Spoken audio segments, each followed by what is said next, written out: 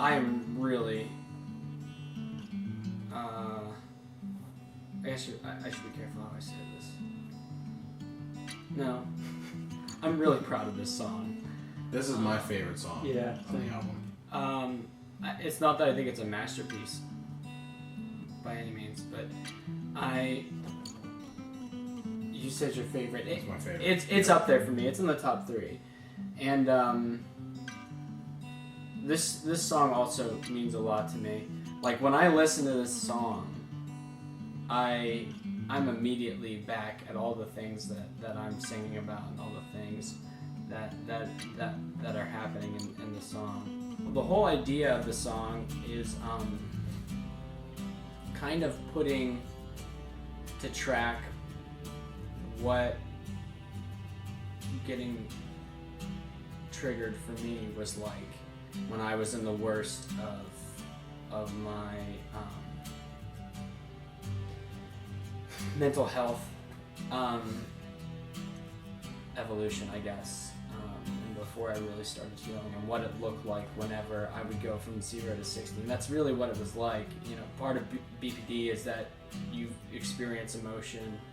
Sometimes it changes very quickly, and it changes very quickly, very intensely.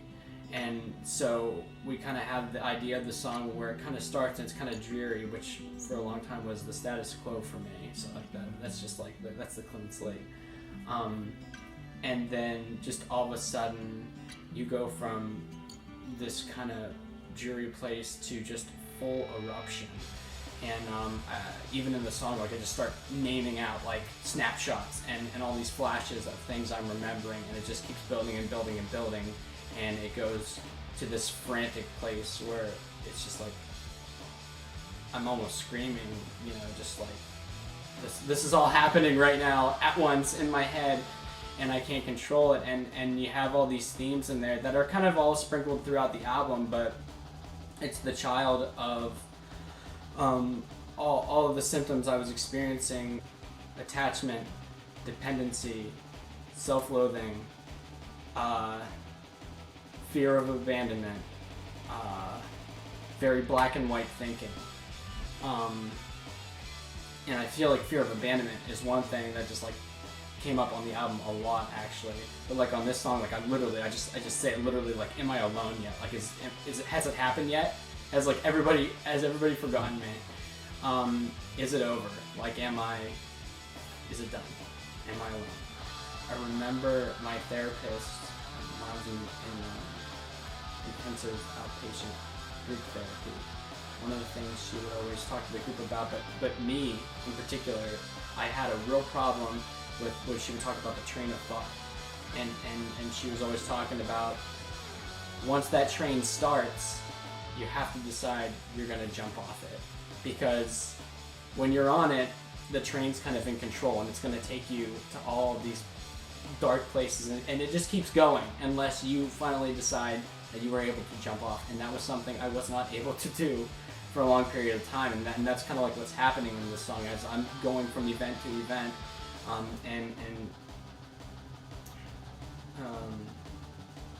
visualizing just the worst. I knew how I wanted it to sound, but it was put on the back burner as far as like the recording process and editing process for a long time, because we were just struggling with all the different aspects of it. Like we had the strings and the gentler part, and then we have the louder, more intense part later. And I just remember I was overwhelmed by trying to get it to be what I was hearing in my head, you know, onto there. So I just kept putting it off. It's like we could do all these other songs, like they're a little bit more straightforward than this one. And so I just remember that. Like I remember like going through the recording process and being like, oh yeah, we're almost done. Except for Until I Die. That one's still like lingering above our heads. And they're like, yeah, we got all the vocals done. Crap, Until I Die. Like, we'll be working on that song Until I Die. Another thing I remember that was sort of last minute was the transition from the gentler part in the beginning into the emotional explosion.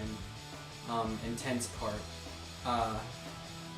For a long time, I just figured I kind of wanted it to be jarring and shocking and just go from this to that. And it's like, bam, because that's what it's like. It's like, boom.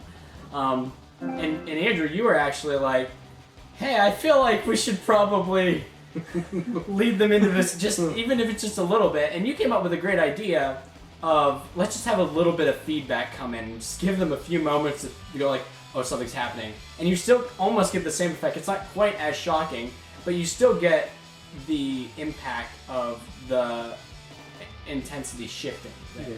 It's really unnerving, that the sound of the feedback. And it's like, oh, like it's taking a turn for the worse, and it does, obviously. Every time like I play that song for someone like for the first time, or every time they hit a transition, they have a heart attack.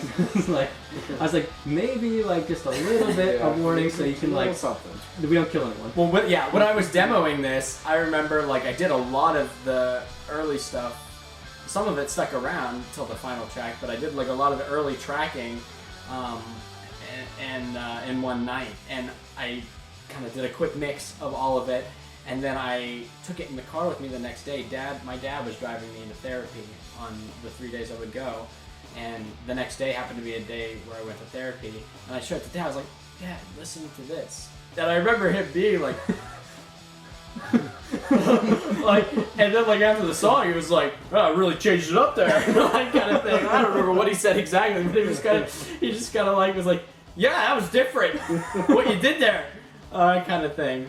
When it finally came together, this song, you have this kind of grandness at the end that's not in any other song on the album. You know, we come in with the lead guitar at the very end of that loud part, and it's almost like a stadium rock kind of sound. Like there's so much reverb on the guitar, and it just feels so big, and it just kind of shrinks back down to this person's head.